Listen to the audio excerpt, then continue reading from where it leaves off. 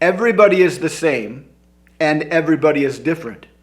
Understanding exactly what this means gives you a window of opportunity into easy persuasion, easy seduction, and fantastically charismatic conversational skills.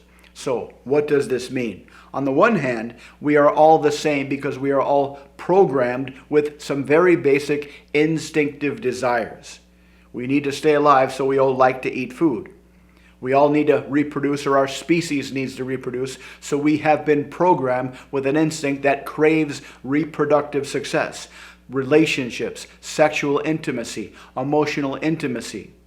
We all crave a safe place to live, a comfortable, safe place to live. We all have different skills, so we all crave some way to express our skills to the world and get some kind of recognition in response. We all crave status of some kind. That's how we are all the same, but we all differ in how we represent these ideas internally. Everybody has a different kind of favorite food. Everybody has a different idea of their ideal relationship. Everybody has a different idea of their ideal house. Everybody has different skills and a different idea of what their ideal career might be. Everybody has a slightly different idea, mostly subconscious, of the kind of status and social validation they would like to receive. But more critically, we all have different ideas about how specifically we might approach these things, how likely we might get these things, how unlikely we might get these things. We all have mixed emotions about how we get these things. Sometimes we're afraid, sometimes we're confident. We all have different memories of how we got these things in the past. We all have memories of successes and memories of failures. These ideas, how we represent these ideas inside of our head, make up what we can metaphorically call our mental map. Our mental map of the world, the things we want, the things we don't want, our history of success getting closer, what we think we might do to get what we want, our experience doing those things. And at the core of our mental map is our ego, which compels us to believe that our mental map, your mental map, is the most important mental map in the world. And we express our mental map every single time we get a chance. This is the human condition. But because everybody has this same structure, the same basic structure, but differently calibrated inside their head, we have this human experience. Every time we have an opportunity to express your mental map to somebody, we can't go very far before somebody else expresses their mental map to us.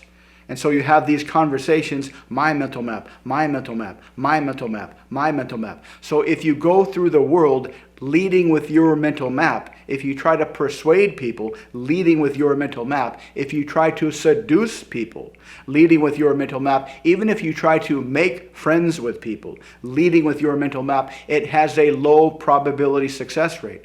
Because the person you're talking to, unless you grew up in the same neighborhood, unless you went to the same schools and had the same teachers, unless you went to the same church and heard the same sermons, unless you have the same friends, your mental map and their mental map are very, very different.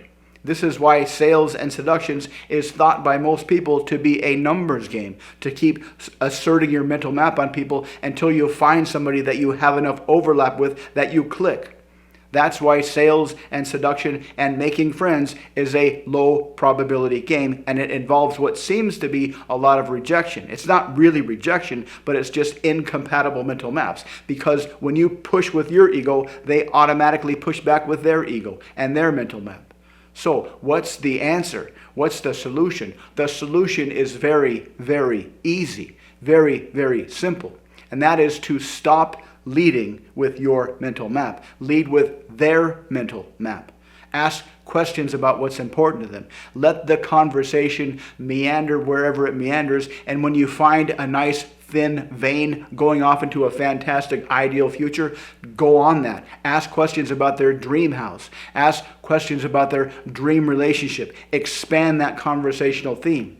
Keep asking questions to get them talking about their ideal future. Keep asking them questions to get them talking about how they think they might achieve their ideal future. Keep asking them questions about their most successes they've enjoyed in the past. Get them to tell you how they were so successful. Get them to flex all over the place, because very few people have ever had the opportunity to talk about our mental map very much without somebody else talking about their mental map. So when they just talk about their mental map, when they articulate their mental map, when you help them by asking the right questions to help them articulate their mental map, they will feel fantastic. And they will see you through this cloud of fantastic feelings, and they will start to subconsciously associate all of their best feelings with you. And if you do have a specific suggestion to make, if you do have an outcome in mind, when you present your ask, when you present your suggestion, don't feed it through your ego. Don't say, I think you should do this because you said this and I want you to do this, therefore it's a perfect match. Don't do that. Instead, metaphorically, put your suggestion off to the side. Think of it metaphorically as being separate from your ego and say, hey, what do you think about this idea? I'm interested to hear your opinion on this idea over here. And just kind of put it off to the side. And they will see that idea through their massively expanded mental map, through those massively expanded positive feelings, and your idea will look fantastic. And if you want to make this even more successful, make this even more persuasive, make this even more seductive, is combine some linguistic presuppositions with some Cialdini influence triggers to make this idea off to the side seem incredibly compelling. So the strategy is very, very simple. Turn off your ego temporarily. Turn off your desire to flex your mental map. Expand their mental map, their dreams, their desires, their past success memories, and expand that as much as you can, as long as you can. And when you're ready, when you think you're primed enough, when their brain is primed enough, set off this suggestion off to the side and express it with some linguistic presuppositions and some Cialdini influence triggers like social proof, scarcity, authority, etc. And just say, hey, I got an idea. Maybe you'll like it, maybe you won't. What do you think about this idea? I'm interested to hear what you think about this idea over here. And they will see this idea, they will love this idea, and you will have a much higher probability success rate. It'll be a lot easier to persuade people. It will become a lot easier to seduce people. It will be a lot easier to sell things. It will be a lot easier to make friends. It will be a lot easier to be perceived as a charismatic conversational superhero. So try this out on your friends. It's very, very easy. Let me know what you think in the comments. If you'd like to learn more about how to do this, check out the links below. Thanks for watching. Please like and subscribe, and I'll see you next time.